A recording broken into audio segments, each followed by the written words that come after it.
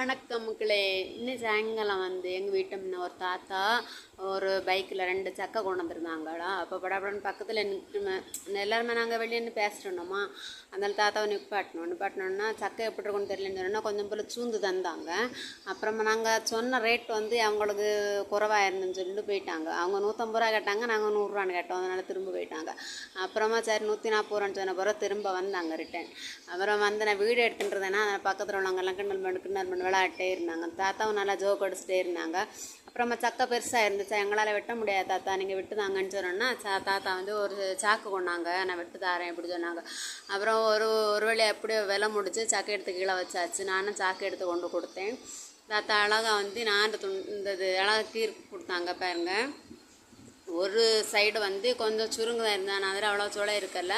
இது 2 துண்டாக தான் விட்டு தந்துட்டு பின்ன விட்டு தர மாட்டேன்னு போயிட்டாங்க. அப்புறம் நாங்கள் எல்லாருமே தாத்தா நீங்கள் வாங்க